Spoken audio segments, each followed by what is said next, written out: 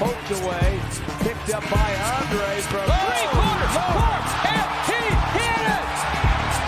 He had his eyes on the prize and let it fly!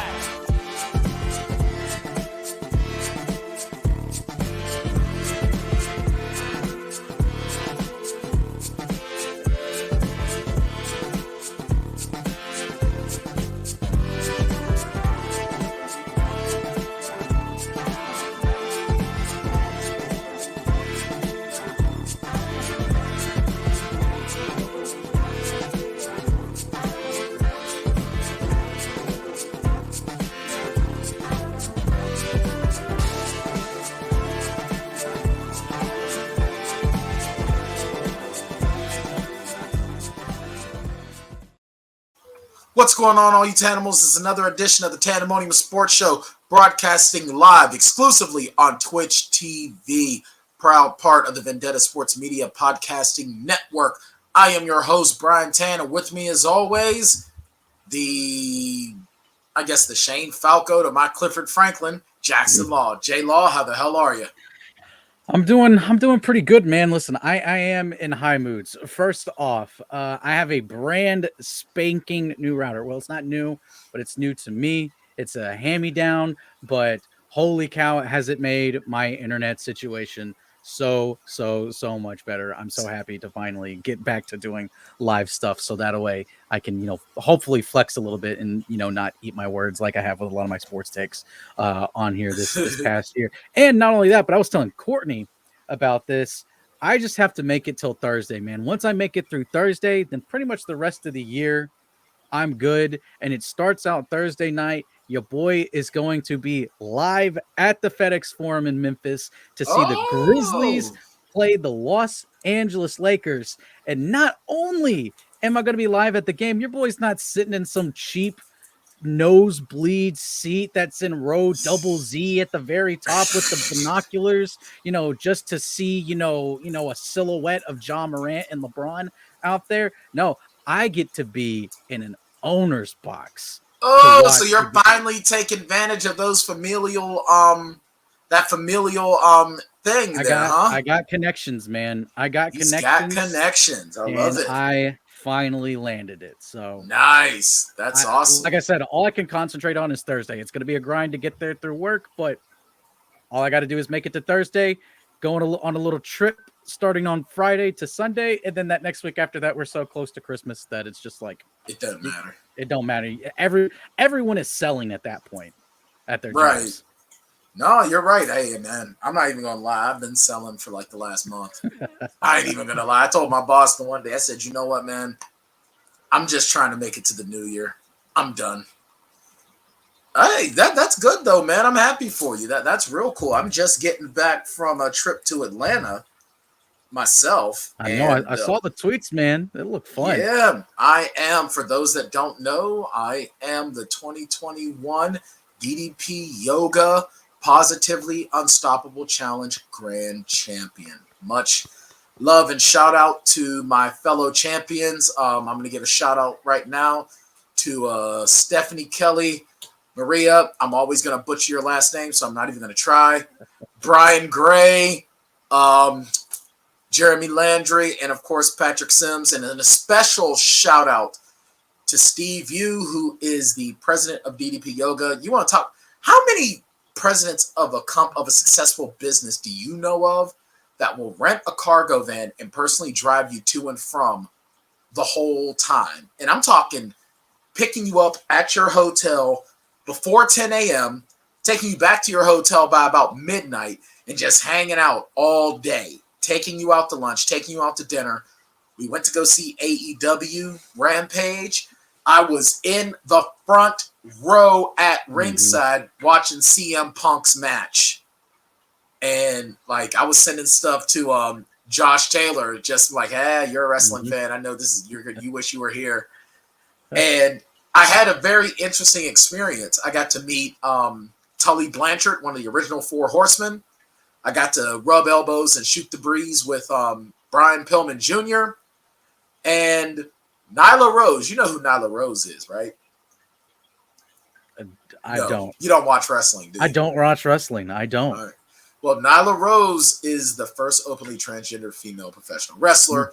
Basically, she is what Nia Jax would do if Nia Jax wasn't hurting every opponent she goes up against. I saw Nyla Rose walking backstage, and she was in full kayfabe, like straight up in character. And she looks at me and locks eyes with me, and I stop. And I'm like, I can't acknowledge her as a fan because I'm backstage and she's working. So I just go, I love you. And she goes, well, I love me too. And just kept walking. I was like, oh my God, that was so cool. And then she, like 2 minutes later, she comes up behind me, puts an arm around me, and leans in and whispers softly in my ear. And to think, if you tell anyone about this, no one will believe you. And just walked away. I was like, that was so cool. Yo, I got to see Mark Henry in person. I got to see Christian in person. It was awesome. And then I got to meet Jake the Snake Roberts, obviously Diamond Dallas Page, Anthony Ogogo, bronze medal boxing champion for the UK. It was an awesome time, man. It was definitely great. Well, from the sound of it, it sounds like you had fun. From the pictures, it looked fun. And how many other media companies, and not just media companies, but how many other podcasts can say that their host is a DDP yoga champion? That's right. They can't. Oh, and I got to meet Ace Austin from Impact Wrestling, which was really cool. He was a nice dude. But yeah, no other media company out there can say that one of their hosts is the DDP Yoga Positively Unstoppable Grand Champion of 2021. No, nobody can. No, sir. That's not even 2020, 2019, however many of these champions have been, they ain't got one. Nope. Not one. This guy right here. So, no, it was an awesome time. I was down there getting treated like a rock star. You going to be going somewhere getting treated like a rock star. Man, this December is Tanndemonium Sports Show December. Tancember? Tancember. I'll take Tancember. Tancember. And of course, in the producer's booth, we finally got Courtney Don't Call a Plumber back. Thank God, because we were floundering without you. We was floundering without you. All right, let's jump right into it because now I don't have to go searching for news stories. Thank goodness. So this past week, week 13 of the NFL has been very, very interesting there, J-Law. The Detroit Lions have finally won their first ball game on a 75-yard game-winning drive. I honestly thought they were going to lose it. I even tweeted out Lions are going to Lions because for whatever reason, and I guess it paid off. The gamble paid off because they won. So I can't criticize it too much right now. I'm still going to criticize it, but maybe not as much if they had lost the game. But Dan Campbell decided it was a great idea to go for it on like 4th and 3 on their own 30 with 2.5 minutes or something like that left. I'd never seen it, but then again, I guess I'm not big brained like Dan Campbell is, and I haven't snorted enough cocaine to see that far into the future and just have that intuition to know what is going to happen. But the Lions look like they were having fun. I mean, congratulations to them. I guess you are not the first 0-17 team. Now, I mean, they were the first 0-17, or not the first 0-17, 0-16. They were the first 0-16 team, but they weren't going to go 0-17 anyway because they had that tie against your Steelers. That's true. Well, but 0-16-1. They'd be the first team to go 0-16-1. Yeah, but on the bright side, they will not be winless now. They're still probably going to get the number 1 overall pick, but they won't be winless. If you're the Jaguars, do you just tank as hard as you possibly? Actually, no, it don't matter now. Lions only got 1 win. Unless they start pulling out some nail biters, they get the number 1 pick. And it's not like they're getting a quarterback because the quarterback. Well, unless they take Kenny Pickett, which that would suck. But oh well, it would suck for him. Also, interesting fact. The Lions at 1-10-1 are mathematically not eliminated from the playoffs. That is the most hilarious thing, is that they are not eliminated from the playoffs. Like, You're saying there's a chance. There is only one team right now that is mathematically eliminated from the playoffs, and that is the Houston Texans. And that's horrible because the Texans have won more games than the Lions have. Imagine that just goes to show how bad the NFC North is. Imagine if the Lions run the table and they somehow sneak in with the final wild card spot. I would be. If I'm a Texans fan, I'm like, just blow up the whole team. You know what? You gotta move. Get them out of Houston after that. Send them to Mexico City. Yeah, or London or something. Yeah, whatever. You got all these the same damn places you can relocate a team. Yeah, might as well go there. Get a fresh start. If anything, rebrand to the Oilers. No, I don't want that to happen. I mean, come on, that team deserves better than that. I know, but Warren Moon deserves better. I know, but you get the brand recognition that comes with the Oilers. Yeah, we talk about okay. Oilers. How about this? You disenfranchise the team, then you start up a new franchise, which is the Houston Oilers. So that way they have to do that way you get good picks, and they have to do basically a draft basically where you get players. You can get players into your team. I can get on board with that. There you go. Because they probably couldn't do worse than what they have with right now. In fact, it would be better for them to clear slate and then bring new people back in. I might play since I'm doing. So in my Madden 20, I'm back-to-back Super Bowl champion with the Detroit Lions. Maybe what I'll do is I'll take control as the owner of the Texans and just rebrand the team as the Oilers. There you go. Maybe I'll do that. I mean, I don't think, or maybe take the Lions and relocate to Houston so there's two teams in Houston and make them the Oilers. I don't think anyone in Detroit would notice. No. They're not winning football games anywhere up there anyway. So no, not at all. They've only won one. So anyway, so the Patriots pulled off a really weird game last night. It was extremely. The Bills are the Bills nosediving Jackson Law? Is this just a nosedive? Is this just a plummet? What's going on with the Bills? We both picked these guys to run deep, and they're not doing all that great. Are the Patriots back? Oh, Jackson froze. I thought you got a brand new router there, Jackson. You froze on me. All right, so you know what, Courtney? I'm going to ask you then. Are the Bills nosediving? Do you think, Courtney, are the Bills just completely done? Was last year a fluke? Is Josh Allen a fluke? I don't know what the hell's going on with this, guys. There we go. Now we got. So what do you think, Courtney? Do you think the Bills are just completely dead? Was last year a fluke? No, I don't think they're completely dead. I think, based off my little football knowledge, I don't think they're dead.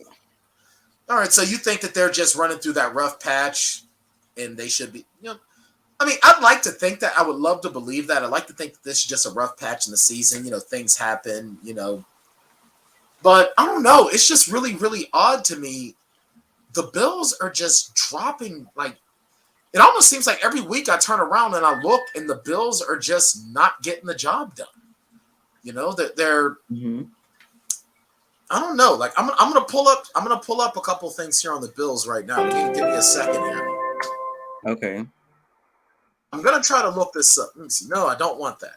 Damn it. Where are we? Where is it? Because I was thinking about this when I first heard that the Bills lost. All right. Mm-hmm. I was thinking that it just really feels like every time I hear about the Bills, it's just another loss, another loss, another loss. They're just falling apart piece by piece. So right now they're 7-5. 7-5. And I mean, it's not bad, but I mean, that's not great either. These guys were the Super Bowl pick. at one point.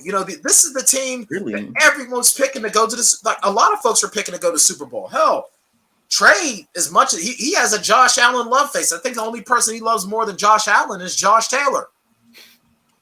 Seriously. All right, I'm going to read this to you. All right, so they lose to the Steelers opening day. I mean, did not see that happening at all. Then they come back and they trounce Jackson's Miami Dolphins. They destroy the nameless team. They trounce the Texans. They crush the Chiefs. They drop a heartbreaker to the Titans. Okay, that's cool. It happens. They beat the Dolphins, but then they lose to the Jaguars. They beat the Jets. Drop it to the Colts. It's like it's just been one on, one off, one on, one off. They do great against certain teams, and then other teams, they fall apart. Like they're not able to get it done. Now they're going into Tampa Bay to play Tom Brady and the Buccaneers. And I'll tell you the truth, it looks like this is going to be a 2 in a row. It really does. Now, this sounds more like a rough patch. Maybe something's not. But for them to be that inconsistent is kind of like concerning. But I don't know. Maybe it's just like, I don't know, because that's weird. They're too inconsistent. Right. Like, all right, if you look at their upcoming schedule, I'm gonna call it right now. Loss to the Buccaneers, win against the Panthers. They're probably gonna drop it again because now they're probably gonna drop again to the Patriots unless they get it together. They're going to beat the Falcons. They're going to beat the Jets. So that's going to be 1, 2, 2-1, 3-1. So they're going to go 3-2 on this final stretch of the season. They're going to go 3-2 on the final stretch of the season. Okay. So if they're 7-5, then that means they're going to be 10-7. Yeah. That's not a good look. Not for a team that was supposed to be contending for the Super Bowl. Right. That is true. I agree. I don't know. That doesn't look right to me. That's concerning to me. It really is. Oh, there he's back.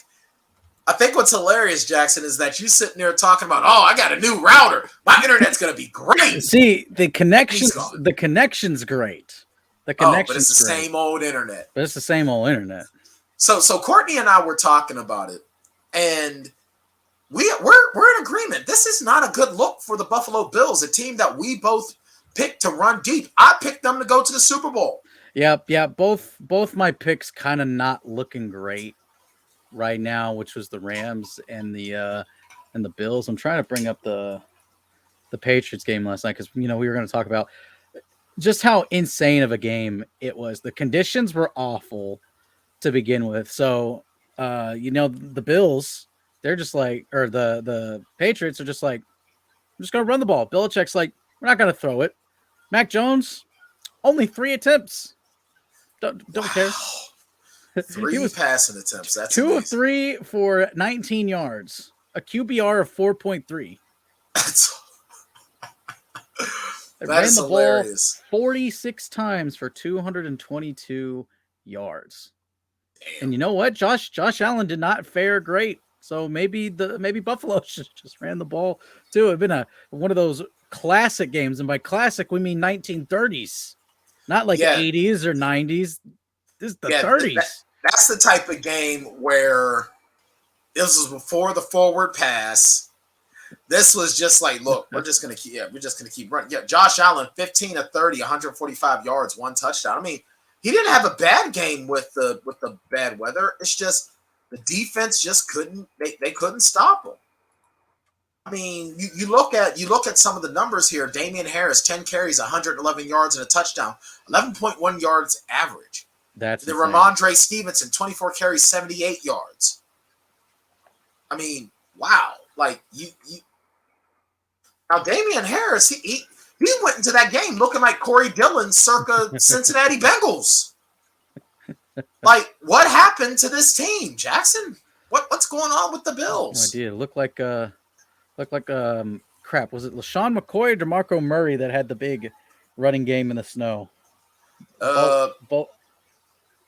I don't know. I can't remember. I forget which one of those two it was. It's just insane to me, though. Let me see. It's just really insane to me. Like I was already saying, I mean, right about now, they're probably going to go 3-2 down the stretch. So that's going to make them 10-7. This is LaShawn McCoy. All right. Gotcha. That 10-7, that is not going to be a good mark for a team that was supposed to be a Super Bowl contender. At least in my mind. No, it's not. And what's the most upsetting thing, and we'll get to it because it's up here, or we could go ahead and segue into it if you want. But Miami's playing hot right now. Imagine if they, instead of starting 1-7, start like 2-6 or 3-5.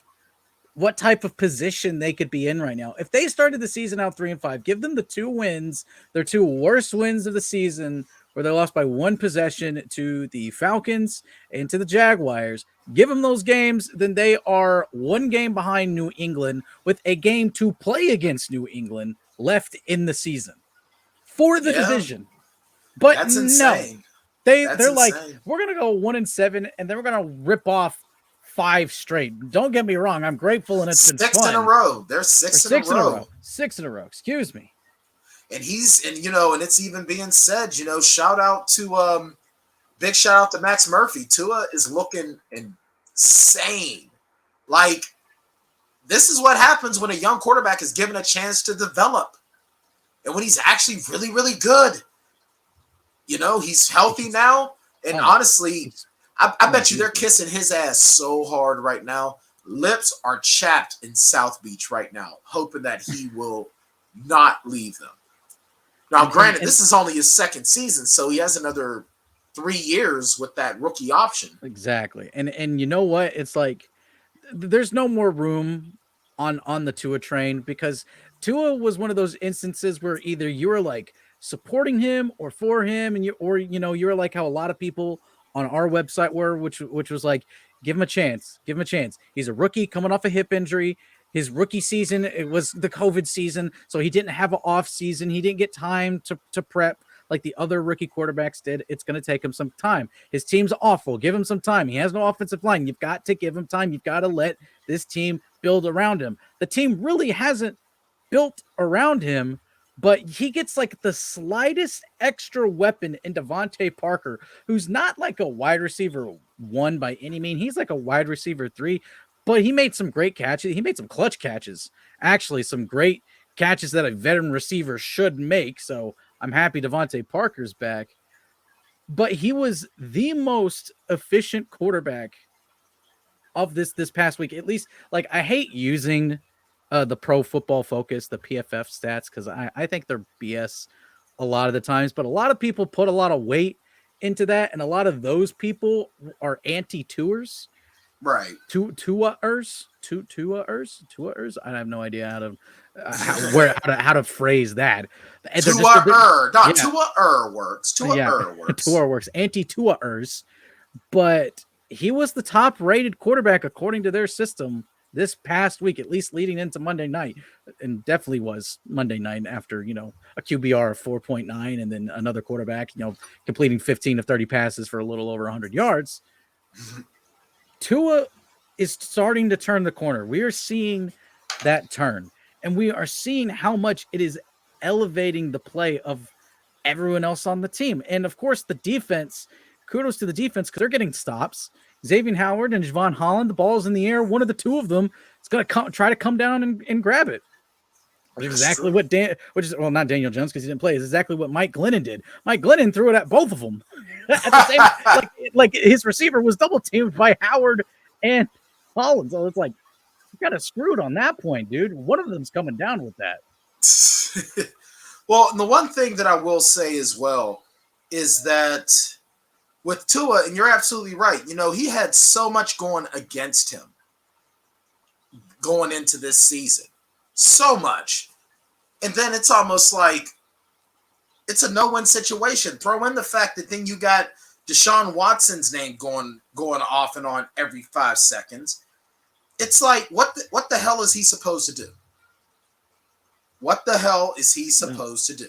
He has shown extreme mental fortitude over this 5-week span. Ever since he's finally come back and gotten healthy, 100% healthy, that is, because he came in for like Brissett got a start and Tua came in and he had, the fractured finger and he like hurt it even more in the game because I think he hit it off of someone's helmet or like a pass rusher's hand or something like that. But I don't know. I just don't know what to say. I don't know what to say. Incredible mental fortitude, exactly what you want from your quarterback, not just your quarterback, but your franchise quarterback, the guy that you're going to build around for 20 years, because that's how long quarterbacks are lasting these days, 20 years, and try to win a Super Bowl with. And this has definitely saved Brian Flores's job. Chris Creer's job is definitely saved, especially because Jalen Phillips, who I panned the pick, a lot of us did here. He has, I believe, has beaten the Dolphins rookie record for most sacks in a single season. He has 8.5 sacks. He's playing only 60% of the snaps. Damn. So it's just like, so his usage is low, but his at least his pass rushing is high. So I don't know. And we had a conversation with this in the Slack. Like, is that skill or is that, performance based just from the situation that he's in? And I think it's probably a mixture of both. Maybe Phillips is getting better, but also Flores. I've never doubted Flores' ability to coach a defense. It's just his offense that I have questions about.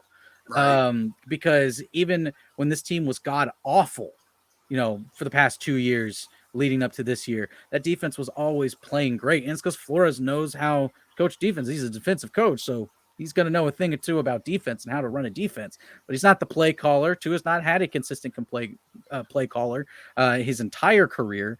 But maybe he can finally get some stability. They definitely need a new offensive line coach. Okay, that whoever that dude is needs to be fired, and they need to grab someone that is from a successful, maybe even just a college program, a successful offensive line coach from a college program or somewhere else around the NFL.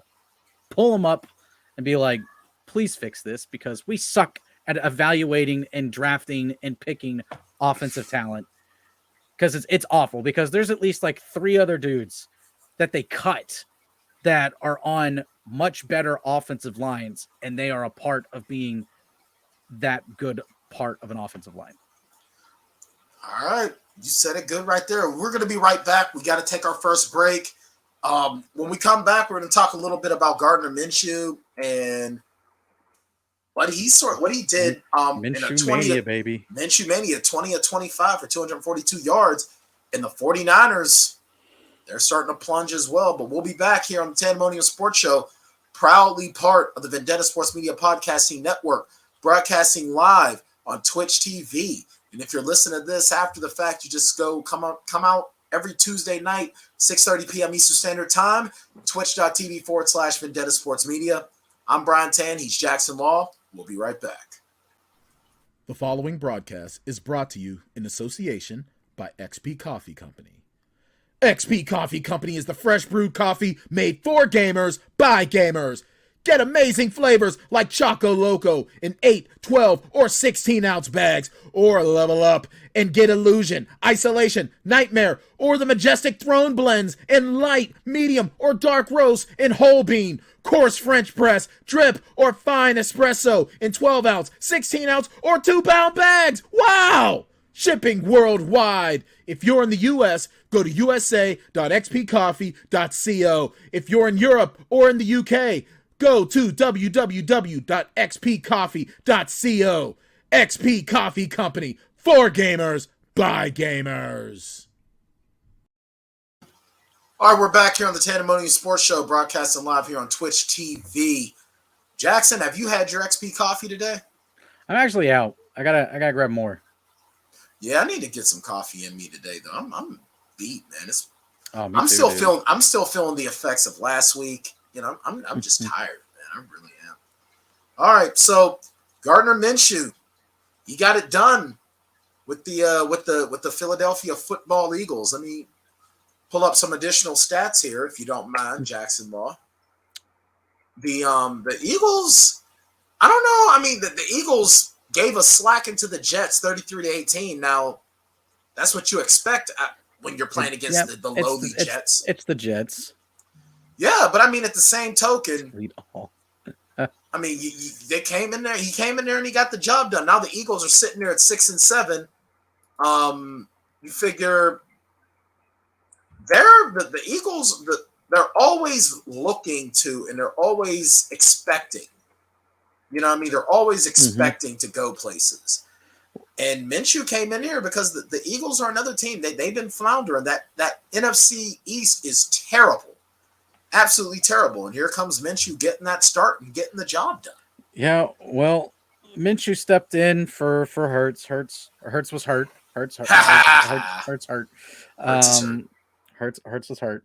But dude, Minshew mania was real that day, and I love the video after the game too with Gardner and his dad, where the two of them, I mean, they were just high-fiving and bro hugging each other like consistently, nonstop, because I mean, it felt good. It's like Minshew showing to the NFL world that I can play football. And not only that, but he was making his case that he's like, I can do a better job than what Hurts is. Give me the starting job. Now I know their head coach said that there wasn't going to be anything that Hurts is their QB and everything and whatnot. But I mean, you never know. At least this game showed that Minshew can at least get you a game, and that he'll show up for a game. So maybe he's a career backup, but you know what? That's guaranteed money, and you don't really have to do much but help call signals on the sideline, if that's the case.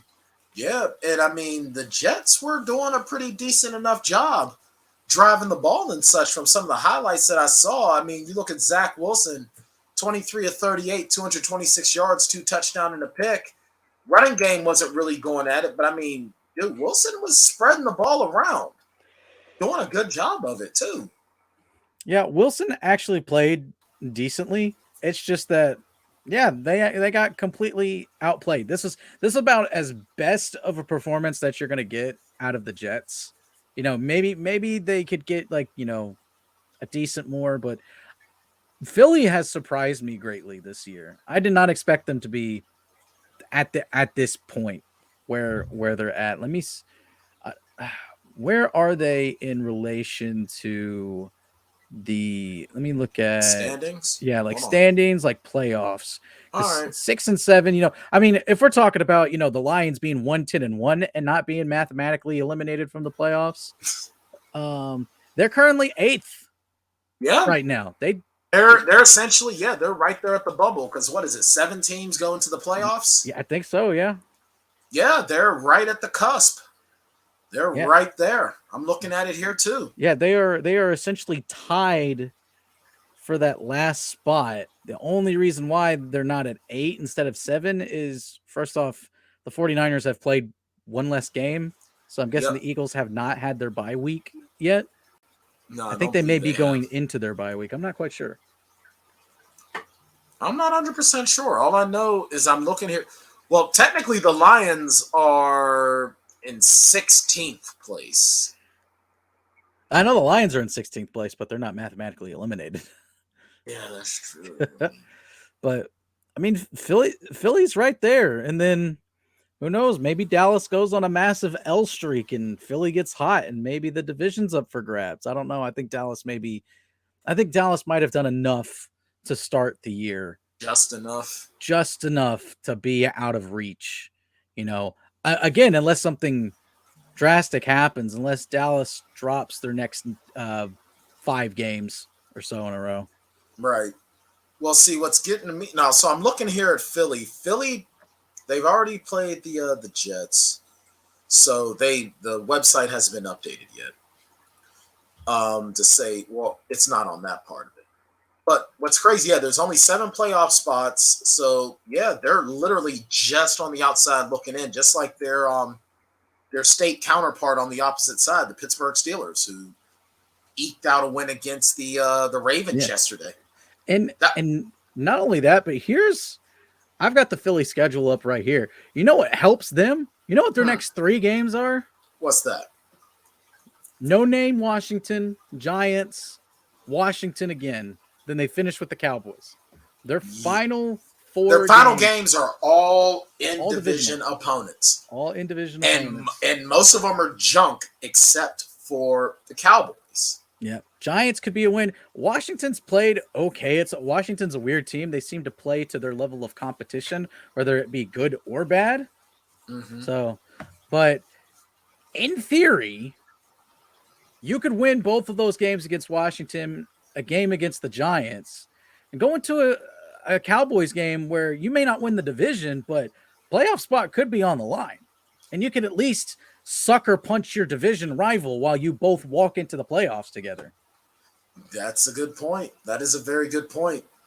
And you look at the lowly Bills, they're clinging on to that 7th spot. They are clinging to it, like super close. And yeah, I'm looking here now, as you mentioned, let's move on real quick. The 49ers just not getting it done. Russell Wilson showing that he's still Russell Wilson, giving some glimpses of what we could see next season. Because I've been seeing reports of people trying to say that, the Steelers need to go after Russell Wilson because it's been announced that Ben Roethlisberger this is going to be his last season in Pittsburgh. So that's good for you guys. That's good for Steelers. If we got Russell Wilson, because we have a couple. I mean, I would say, you know what, draft Kenny Pickett, sign Russell Wilson, let Kenny Pickett sit behind Russell Wilson for a couple of years, and then let him start. So, yeah. But no, man, the 49ers, if you're a 49ers fan, you've got to be disappointed because you're expecting some good things. And Jimmy G just I think Jimmy G just proves more and more every single game. He is not it. Yeah, I think it's safe to say now next year, Trey Lance is going to be 100%. He's the guy. He's the guy, the starter from here on out. But again, I was expecting this division to be a lot more competitive than what it has been. The Cardinals have kind of started to run away with it. Now, of course, the Rams, they've been less than what I thought they were going to be, but they're still potentially, barring major injuries and a collapse of epic proportions that matches that of the Roman Empire, then I think they'll be a playoff team, and anything can happen in the playoffs. And I like Sean McVay as a head coach, so in playoff football is a totally different football that gets played in the regular season. Absolutely. So, something could be up there. I mean, was Ed Reed one time purposefully ran a wrong route in the regular season? So that way, I think it was a game. I think it was when they played the Patriots. I think it was the Patriots they played in the regular season, and he purposefully ran his assignment wrong. So Tom Brady got an easy throw on the outside for a touchdown. They're in that same defense. Brady's expecting, this is where Ed Reed's, going to go. Nope, Ed Reed ran it the correct way and got an interception. Like, guys are different when they get to the playoffs. Absolutely. All right, let's take a quick look. Talking about the NFL draft, the upcoming NFL draft. If the draft were today, if the season ended today, Nigel runs Unibet, one of Europe's leading betting apps. Nigel, anywho, so right about now, the Lions are going to if the season ended today, Lions get the first pick. Then the Jaguars, then the Texans. Then you got the Jets picking in the top 5 yet again. Then the Giants, and then the Jets again after getting that pick from the Seahawks, which is definitely painful. Then the Giants again after a pick. So, wow, like this top 10 is looking... New York could potentially have 4 picks in a row. Right. And then the Panthers, then the Falcons, and then Minnesota rounds out the top 10. Minnesota. So I'm going to read that again. That's Detroit. Sorry, go ahead. Keep going. Detroit, Jacksonville, Houston, New York Jets, New York Giants, New York Jets, New York Giants, Carolina Panthers, Atlanta Falcons, Minnesota Vikings. Yeah. First off, I'm happy that the Dolphins pick keeps dropping. That's first and foremost. And the second thing, the reason why I scream Minnesota like that is because that's my favorite Biden meme, where he's just standing at the podium and he's just Minnesota. There's no context There's nothing that's even said after the fact. For whatever reason, he just yells Minnesota. Minnesota. I mean, they're in Minnesota when he does that, but it's just really funny because anytime Minnesota pops up, that meme pops up and it makes me laugh. That's awesome. All right, so let's take a look at the next week. Delete all Tagovailoa commentary. She can't do that, Trey. Well, I mean, the thing is, the world won't allow you to talk about Tua turning the corner is the thing. I should have made that clear. It's a conspiracy theory thing, tinfoil hat, where they do not want you to know that Tua is doing good. They refuse to allow or acknowledge that. And there is one person that used to work here at Vendetta that is no longer here, that I mentioned it in the chat. I almost wish that he was still here, but then he'd still be here and I'd have to deal with him. So I'm glad he's not here anymore. But he was a big Tua hater. Well, suck it, dude. He said, "Suck it." All right, let's take a look at this week's week. What the hell week is this now? Week 13, week 14. I think it's week 14. 14, yeah. Yes, sir. Week 14 of the NFL season. All right, yep, it's right there. All right, so we're gonna go real quick through this. We're gonna do our Thursday night game to lead it off. Yeah, no. All right, so we're just going to give our picks, and we're going to do it real quick. Steelers, Vikings. Steelers going on the road to Southern Canada to play the Vikings. Who do you got in this one, Jackson? I honestly have no idea. I don't know which of these teams is going to show up. I have no clue. I don't know. Like, are we going to get the Vikings that, can beat the Packers, or the Vikings that lose to the winless Lions? Right. What Vikings are showing up here, and then what Steelers are showing up? Also, I'm not even going to be around.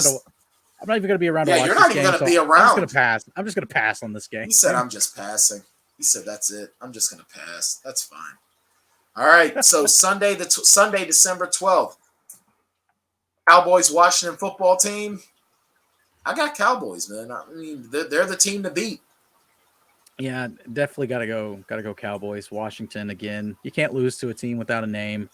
And 6 teams have. 6 teams have. That's true, but you're not supposed to. Like, that's the thing. Like, couldn't be me. Couldn't be my team losing to a team with no name. We only lose to the Jaguars and the Falcons around here. Yeah, Cowboys.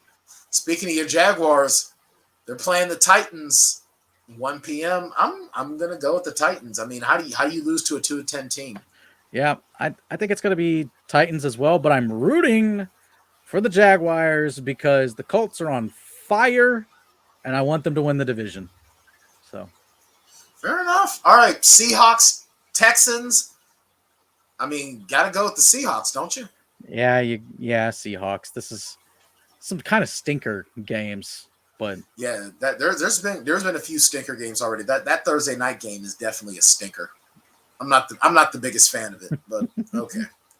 All right, Raiders, Chiefs. See, part of me wants to say Chiefs, but I'm willing to say maybe the Raiders found a way to get the job done. I mean, they're not dead yet. Yeah, the Raiders aren't dead yet. And here's the thing. The Raiders play better on the road than they do at home. They're getting outscored by a large margin at Allegiant Stadium. But the Chiefs the Chiefs defense has started playing really well, but Patrick Mahomes has not been playing that well. He's not doing good now, yeah. In these past few weeks. So I'm going to go with the Raiders because this Chiefs team only really goes as far as Mahomes can take them. I'll tell you this: if I was a betting man, I would definitely take Raiders at -9 or at +9.5, which is what it's at right now. Line is 9.5. I would take the Raiders at that. But as to win the game, I don't know. That Chiefs defense has been playing so well. But then, see, that makes me sick because I hate Melvin Ingram III now. I don't like him. I don't like him at all. All right, Saints, Jets. Got to go with the Saints. I mean.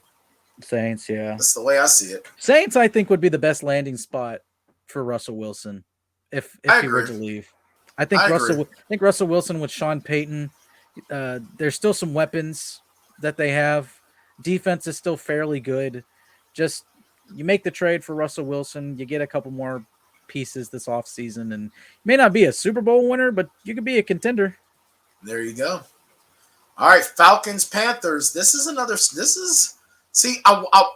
I'm so disappointed in the Panthers. I really am. Because I was expecting so many big things from them. I was too. I mean, it's just been bad. I think I've cursed them. I think we have cursed them. Yep. Poor Sam Darnold. Yep. Ravens, Brown. Oh, I'm sorry, good. Oh no, we didn't even pick, but I would say, you know what? I don't know. Pass. It's tough. You got two aging quarterbacks that probably don't belong in the NFL anymore. I'm calling a pass on this one. Yeah, we're Ravens, Browns. After last week, I mean, I still got to go with the Ravens because this Browns team just cannot seem to ever get it together. Ever. What's really odd is that Cleveland is the favorite in this. Cleveland's 6-6, Ravens 8-4. I don't know, dude. I may have to go Cleveland. They're in Ohio, and the Ravens, and we've said it multiple times on this show, they are like 2 or 3 plays away from being a sub 500 team at this point with the games that they've lost. Very true. Yeah. Give me the Browns. Give me the Browns in this one. All right. Giants, Chargers. I mean, got to pick the Chargers in this one. Yeah, Chargers. Sorry, G-Man. Yep. Broncos, Lions. Got to go with the Broncos on this one. But you never know. This is the one that it wouldn't surprise me if there was an upset, to be honest. Again, man, the Lions can run the table and give themselves a chance. They are mathematically not done yet, baby. Broncos, yeah. I'll take Broncos. But I will always root. I'm basically rooting for the Lions here on out because I think that would be the most tremendous thing in the world. If they win out, they go 6-10-1 or something like that, and they get into the playoffs. All right. 49ers, Bengals, in I think it was the 1988 or 89 Super Bowl rematch. I'm going with the Bengals on this one. The 49ers they're a floundering ship at this point. They are, and it's kind of a must win right now for the Bengals if they want to stay in the playoff hunt, which the division's not too far out of reach. Nobody is taking over the division as of now. Yeah, I tweeted this on Sunday. I said the AFC North is the weirdest division in football right now. I have absolutely no idea what I'm getting from any team. I'm either getting a Super Bowl contender or I'm getting a team that is getting blown out by like a 3-win team. Yeah. All right, Bills, Bucks. I'm going with the Bucks on this one. I just think that, the Bills are going to have to pull some magic juice out. The Bills are definitely going to have to pull some magic juice out. Their schedule does not do them any favors.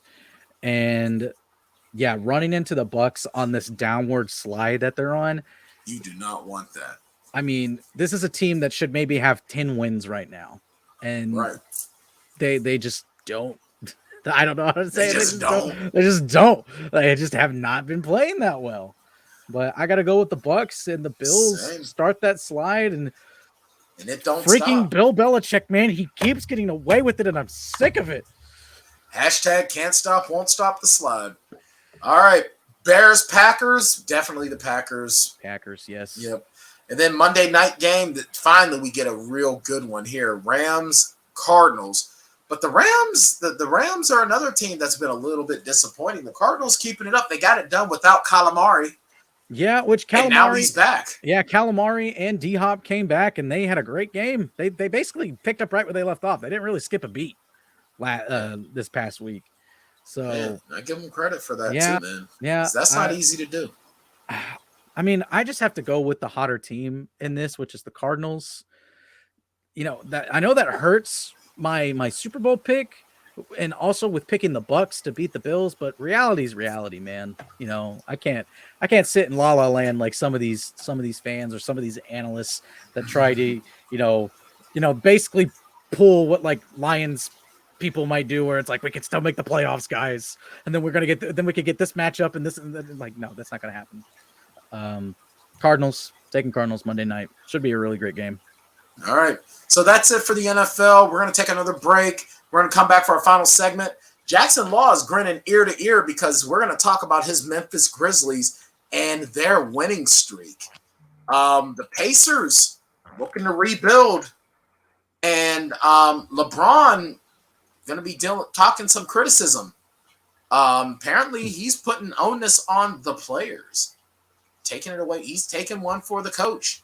We'll be back for our final segment here on the Tanndemonium Sports Show, broadcasting live here on Vendetta Sports Media Podcasting Network. Well, we're a proud part of said. We are broadcasting live from Twitch TV from our Vendetta Sports Media channel. One of these days, we'll just broadcast from our own place. Yeah, one of these days. You know, Trey's making the moves. Plus, I haven't had my coffee, so yeah, he don't dance no more. He just makes money moves. Yeah, Trey, big baller brand, big unk brand. Excuse me. All right, so we'll be back for our final segment here on the Tanndemonium Sports Show here on Twitch TV, part of the Vendetta Sports Media Podcasting Network. We'll be back. Hey, you. Yeah, you. In case you hadn't heard, your favorite Renegade Sports Media Group has its own Patreon. Go to patreon.com/Vendetta Sports Media to support our efforts to continuously bring you sports, gaming, and other media coverage as only we can. We've got 4 different membership tiers. For $3 a month, we'll give you a simple thank you on our Patreon site. For $6 a month, you get a thank you, and you get to become a recruit in Jackson Law's Vendetta University Gaming Series. For $10 a month, you get everything from the previous tiers, a special thank you at the end of our videos, free access to our upcoming Discord chat, and a free koozie after 4 months. And then the big dog, $50 a month, gets you everything from the previous tiers, as well as opportunities for Fantasy League invites, stream gaming, possible invites to mock NFL and NBA draft sessions, a once-a-month Google Hangout, and after 4 months, a free t-shirt. Yeah! Go to patreon.com/Vendetta Sports Media and help us to improve our pledge to bring you the best sports, gaming, and other media coverage. Real quick, before we go into the NBA, I got to give a shout out to the Pitt Panthers men's football team winning the ACC. All right. Dude, that fake slide was nasty. Dude, Kenny Pickett is nasty. I know a lot of Steelers fans want to see that man in a Steelers jersey. I would love to see him. I can see why. He's good, man. He's real good. But you know what? I don't think he's going to be there when the Steelers pick. I don't think he's going to be there. You never know. According to, I think it was Ian Rappaport, I think he was talking with someone. I can't remember who it was. It may not have been Ian Rappaport. I can't remember what network it was on. But you've got some analysts and some GMs around the league thinking that there could be no quarterback taken in the top 10 this year. So who knows? So if he falls to the middle, maybe. And not only that, but if you're the Steelers and you know he's your guy, like this is the guy that you want, you start making trades. You make trades for him. Make the trade up. It's worth getting your quarterback. Like I said, for the next 20 years, quarterbacks are lasting 20 plus years now. Right. That's worth it. Oh, if you traded up to get frickin' Devin Bush, better trade up to get Kenny Pickett. That's all I got to say. All right, so let's talk about your Grizzlies, man. They're on a streak. Dude, I could have a whole podcast about the Grizzlies. I know you can. I know you can. I know that you can do that. But because all right, so I'm going to go down this list for you. Where do you want me to start at? What do you want me to start at? Point all right, so right about now they're on a 5-game winning streak. Their last five wins have been against Miami, Dallas, Oklahoma City, in a shellacking, the likes of which only happens in NBA 2K. Toronto and then Sacramento. They have not lost in over a week. Yeah, 5 straight games, and the one that Bryan was alluding to there, 73 points. The league got up to 78 at one point. The crowd was chanting defense up 78 because they wanted the 80 piece. That was a fun game. That was 152 to 79. If you're the Oklahoma City Thunder, why are you even still playing in the league? Man, I felt bad because I know like a lot of Thunder fans, and I felt like, even if it wasn't the Grizzlies to do it to them, it's like, man, I feel bad for you guys because you guys are my friends. I sympathize. I don't want to see you guys turn into a meme like that. But then it's my Grizzlies that do it to them. So it's like, I'm sorry, guys. I'll comfort you after the fact, but I'm going to revel in the fact that my team without their star just beat your team by 73. And granted, they were without Shai Gilgeous-Alexander. They were without Josh Giddey, who are two big marquee players for them, specifically Shai.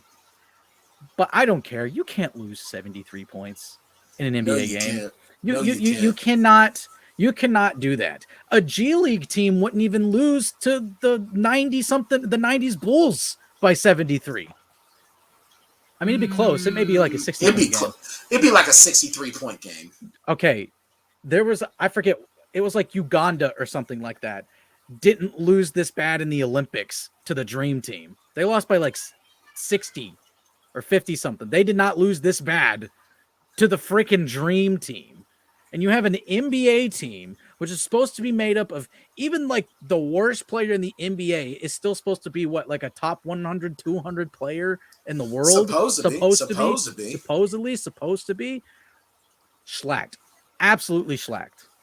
This actually makes me want to play a 2K game. I haven't played 2K in a while. Actually, it makes me want to play it and just see if I can crush someone with that score. And here's an interesting stat too. And no one's talking about this, by the way. If someone like if the Knicks or the Lakers had done this, it would be on every talking show ever. And it's like, even if it was against the same level of competition that the Grizzlies had played against over the past 5 games, it would like Stephen A, Max Kellerman, he's not on First Take anymore, but Skip, everyone else would be talking about this. The Grizzlies have not trailed in any of those games. Wow. At any. And for the first 4 of those games, the Grizzlies won. They led from wire to wire. They scored the first basket, had a lead, and the game was never tied, and they never were losing at any point in the first 4 games. And then in the Miami Heat game, the Miami Heat tied it up at 2-2, and then the Grizz went on like a 20-3 run. Wow. So how long do you think they can sustain this? How long do you think they can sustain this? I mean, I don't know. I would love to say forever, obviously. Yeah, that's not, all right. So let me ask you this: do they beat Dallas tomorrow? I mean, they've beat Dallas already. It depends on like if Luka and Porzingis are healthy. I think those two being back and healthy, and if Ja is still not playing, which he should be cleared to play soon, I would imagine. He tweaked his ankle a little bit last week, which is why it's significant that they've won 5 in a row in the fashion that they have without Ja. I mean, I'm going to say yes, but it's like there's the stipend on if KP and Luka are healthy. All right. So what about the Lakers? Do they beat the Lakers on Thursday? Lakers, I don't know. The Lakers are really dysfunctional right now, and it's going to really depend on what Grizzlies team shows up. There's the Grizzlies team that has won by 73, and there was the Grizz team like 2 weeks ago that lost by like 49 to the Hornets. So it's like I don't know, and then like that same team also got blown out by Minnesota. So I don't know. And the NBA is so fickle too. It's like, again, you could have 100 games played of the best team to ever be in the NBA and just an average team, and that average team may get a win or two out of those 100 games. You know, you could take the modern Sacramento Kings, put them up against Jordan's Bulls, and they may get 1 out of 100 on them. Okay, so who knows? I'm just happy that they're playing well right now. They needed to go on a run like this. They need to continue to stay strong because right now they're the 4th seed out west. Not by much, by a game and a half, but if you keep that up, the Clippers are a game and a half behind. The Lakers are 2 games back. So, I mean, if they split their back-to-back, which is what I'm kind of anticipating to happen, then they're looking pretty. They're in a good spot where they could make a run at that 4th seed, and that would be a huge dub for this organization who was supposed to be in a rebuild 2 years ago. And then they got Jaren Jackson Jr. fall in their lap. And then they had John Morant fall in their lap. And then they had Desmond Bane fall to them at 30. And the Grizzlies weren't even at 30. Trey's Boston Celtics traded the rights to the pick away. And the Grizzlies used that pick. They said, hey, draft us Desmond Bane. And they're like, sure, we'll draft you Desmond Bane. And we'll stick with Aaron Naismith, who barely gets any playing time. All right, so let's shift to a team that's struggling right now. The Indiana Pacers. Looks like they're going to be they're going into rebuild mode. Now, I'm looking here on CBSSports.com, and it's basically saying that Domantas Sabonis and Miles Turner and Karis LeVert are among those that are going to be looking to be shipped out. Now, Sabonis and Turner, they've been forced together after the Paul George trade. So whichever one of them is gone, that's just going to be best for them. And then Karis LeVert, he came over from from Brooklyn, correct? Mm-hmm. Yeah, like the massive 8-team trade that was insane. It wasn't 8 teams, but it was an insane amount of moving parts. Yeah, I mean, honestly, so if you're the Pacers, what pieces are you trying to get to sort of maybe save your season? I mean, as far from what I understand, they're embracing the rebuild, and it's about time. And I read somewhere earlier where their president, basically their GM or their president of basketball operations, the term is kind of interchangeable in some instances because of what they do for the team, but their president, he was begging in 2016 or 17. I think it was 2017. He's like, hey, I want to do a rebuild. I want to rebuild this team. And the owner's like, no, we don't want to do that. But apparently what has convinced the owner to start a rebuild is the Pacers are the worst team in attendance in the league. They are pulling on average about 13,000 fans into seats every night. And that's that's with lifting COVID restrictions or not that heavy of COVID restrictions. I mean, it's Indiana, for goodness sakes. It's the Midwest. They're not gonna be heavily restrictive when it comes to COVID and everything like that, I would imagine. But so they're finally embracing the rebuild, and it's a good thing for them. It's a good thing. Embrace the suck. You never know what could happen. Yeah, I mean, who do you see that they, if they embrace the suck, as you see, who do you see them selecting maybe in this summer's draft? I mean, it really depends on what pick they're looking for. Well, what do you think? What do you think they're going to be trying to get? Number one, what do you think they might be trying to be looking for? I mean, do you keep either Turner or Sabonis? I mean, from the language that it sounds, at least what Shams tweeted out, it sounds like they're wanting to part ways with one, but not necessarily both. Mm-hmm. So it doesn't look like they're fully committed to the rebuild. I would say fully commit to the rebuild because, Sabonis and Turner, they're each going to get you a good package. And maybe you get a young player that turns out to be pretty good. And then you're already a step ahead in the rebuild. It would basically be what OKC did when they shipped off Paul George and they got Shea. They got Shea and a bunch of draft picks, and they're finally starting to use those draft picks. But Shea is already turning into an all-star and maybe a potential superstar, at least a franchise cornerstone for this team for the foreseeable future. Right. So, but personally, I would love for Memphis to go after Miles Turner.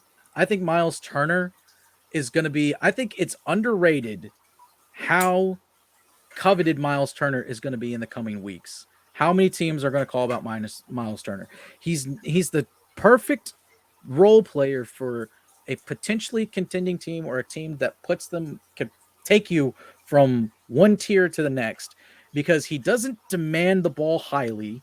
He's not a focal point of your offense, but he's a stretch five who can shoot threes, and he's an excellent interior defender.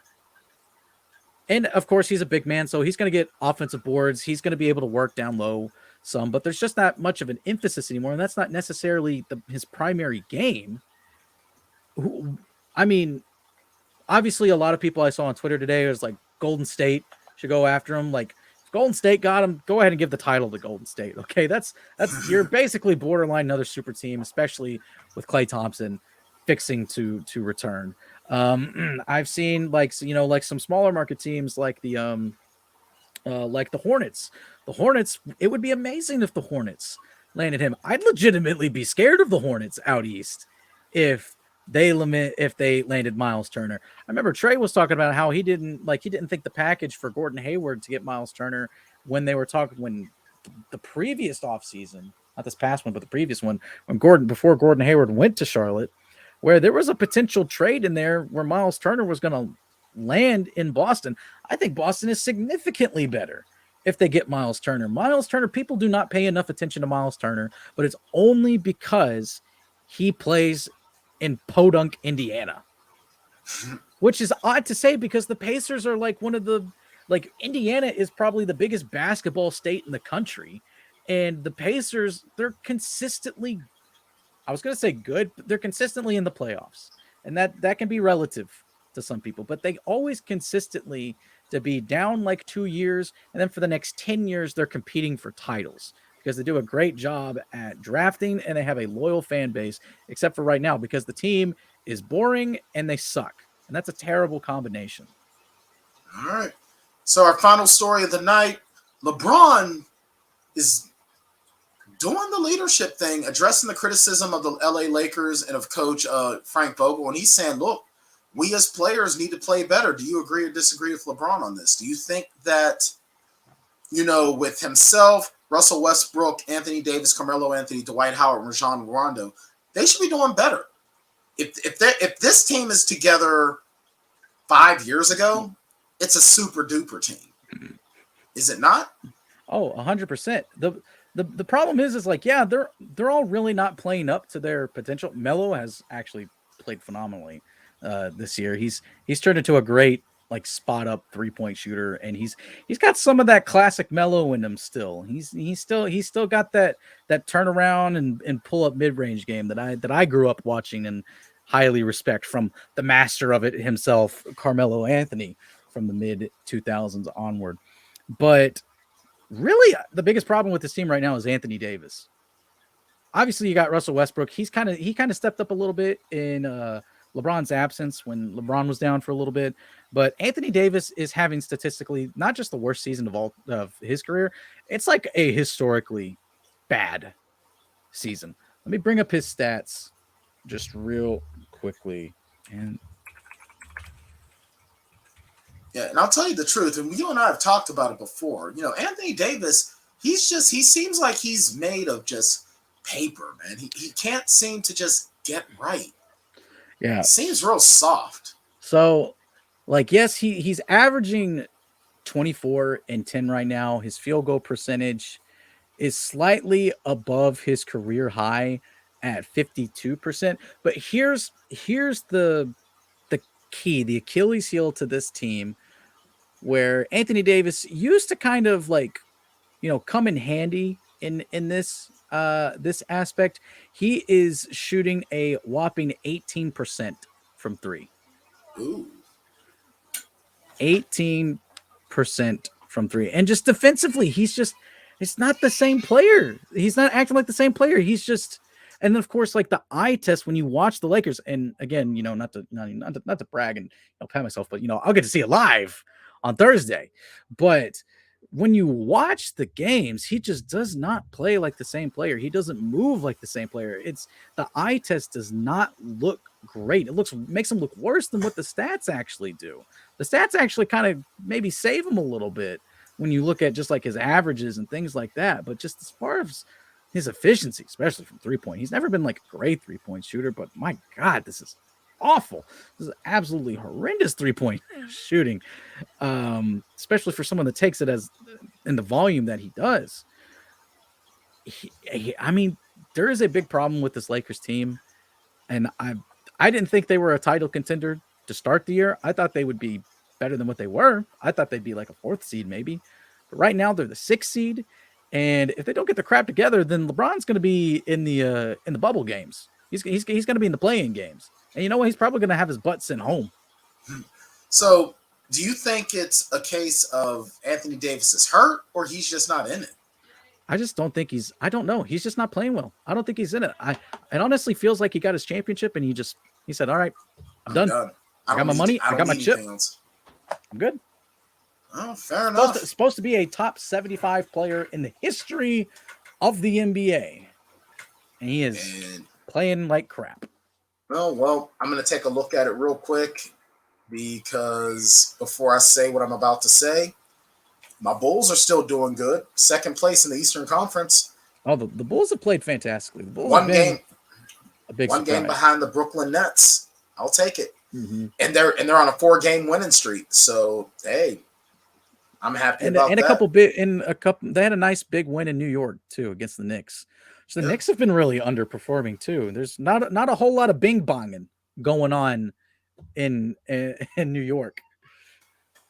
Yeah, that's a whole other thing. I'll tell bing you what. Bong. Bing bong. All right, so that's it for the Tanndemonium Sports Show. Make sure you follow us. Follow Vendetta Sports Media on all your social media. On Twitter, media_Vendetta. All other forms of social media, Facebook, Instagram, TikTok, whatever. Vendetta Sports Media. You can follow this show, the Tanndemonium Sports Show, on Twitter at TanndemoniumVSM, where I tend to live tweet all the Steeler games. I didn't do them last week because I was coming back from Georgia and I was freaking exhausted. I'm going to do my best to live tweet Thursday's game. You know, I'm more prepared for Sunday games, so I'm going to try for Thursday. I'm going to try my best for Thursday. Mm-hmm. But otherwise, you can follow Jackson Law at JLaw1995, or you can follow Courtney Plummer. She's not putting her ticker spot up, but you know what? I can do it. I know I can do it. I just have to find it. Where is it at? Because I want people to follow Courtney and be like, oh, they can't follow Courtney. You know what? Fine. Follow Josh Taylor. Not even here. He's not even here yet. It's a shout out. He'll be here probably next week. We'll probably have Josh Taylor on next week. We'll talk some NFL. We'll talk about going into the home stretch of the NFL season. Make sure you follow Courtney on the tweet machine at Plumber Courtney, and make sure you go to monkeyknifefight.com or download their mobile app. And like I said, it's fantasy, but you know you get paid for it. And when you use our promo code Vendetta for your very first deposit, they will match you dollar for dollar up to $100. So your $100 deposit turns into $200. So go to monkeyknifefight.com, use our promo code Vendetta, and like I said, get the good in there. Make sure you go to vendettasportsmedia.com, go to our store, start getting your Big Unk merch. Not to mention the fact you go to vendettasportsmedia.com, you can get all of our content there in one place. So we're going to get out of here. I believe tonight a fantasy show night? I have no idea. Neither do I. But tonight is December 7th, so it is the anniversary of Pearl Harbor. So yes, it is. Take a moment. Don't watch the movie. Save yourself the time. Don't watch the movie. Just watch a documentary or something about it. There's plenty of them out there. Don't watch the movie. Don't watch the movie. Stay away from it. It's awful. All right. So with that being said, she's Courtney Plummer in the producer's booth. That's Jackson Law. I'm Bryan Tann. It's the Tanndemonium Sports Show. We'll see you guys next week with special guest Josh Taylor. See you then.